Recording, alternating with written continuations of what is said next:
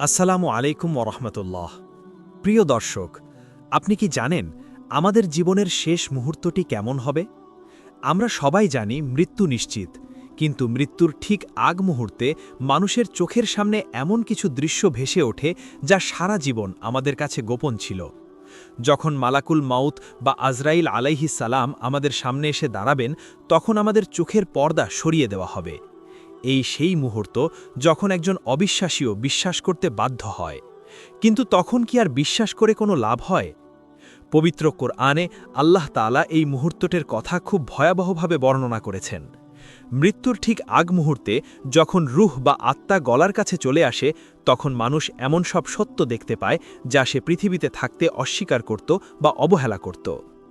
রাসূল সাল্লাল্লাহু আলাইহি ওয়াসাল্লাম বলেছেন, আল্লাহ তাআলা বান্দার তওবা কবুল করেন ততক্ষণ পর্যন্ত যতক্ষণ না তার গড়গড়া বা মৃত্যু যন্ত্রণা শুরু হয়।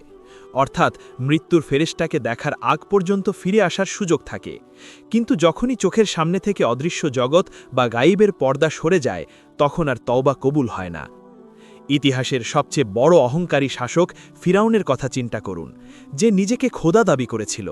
কিন্তু যখন নীল নদের পানিতে সে ডুবতে শুরু করল এবং নিশ্চিত মৃত্যু তার সামনে এসে দাঁড়ালো, তখন সে চিৎকার করে বলেছিল, আমি ঈমান আনলাম বনি ইসরাইলের রবের উপর। কিন্তু তখন জিব্রাইল আলাইহিস সালাম তার মুখে কাদা গুজে দিয়েছিলেন এবং বলেছিলেন, এখন, অথচ এর আগে তুমি অবাধ্য ছিলে। মৃত্যুর এই কঠিন সময়ে প্রতিটি মানুষ বুঝতে পারে যে দুনিয়ার এই মায়া, টাকা পয়সা, ক্ষমতা সবই ছিল মরীচিকা। তখন চোখের সামনে ভেসে ওঠে তার সারা জীবনের আমলনামা। একজন মুমিন বান্দা যখন মারা যান, তখন তিনি জান্নাতের ফেরেশতাদের দেখেন, যারা রহমতের সুসংবাদ নিয়ে আসেন। তখন তিনি দুনিয়া ছেড়ে যেতে কোনো ভয় পান না। আরেকজন পাপিষ্ঠ ব্যক্তি যখন মৃত্যুর ফেরেশতাদের ভয়ঙ্কর রূপ দেখে, তখন সে ভয়ে চিৎকার করতে থাকে, কিন্তু সেই চিৎকার দুনিয়ার কেউ শুনতে পায় না। প্রিয় ভাই ও বোনেরা, আমাদের সবার জীবনেই সেই একনিষ্ঠ সত্য মুহূর্তটি আসবে। তখন আমরা আফসোস করে বলবো, হায়, যদি আমাকে অল্প কিছু সময় দেওয়া হতো, আমি দান সদকা করতাম এবং নেককারদের অন্তর্ভুক্ত হতাম। কিন্তু আল্লাহ বলেন, যখন কারো নির্ধারিত সময় চলে আসে, আল্লাহ তাকে এক মুহূর্তও দেরি করান না। তাই আজ, এখন থেকেই আমাদের প্রস্তুত হতে হবে। এখনও আমাদের নিঃশ্বাস আছে, এখনও তওবার দরজা খোলা আছে। আসুন আমরা আল্লাহকে ভয় করি এবং সেই নিশ্চিত যাত্রার জন্য পাথেয় সংগ্রহ করি। আল্লাহ যেন আমাদের সবাইকে ঈমানের সাথে মৃত্যু নসিব করেন।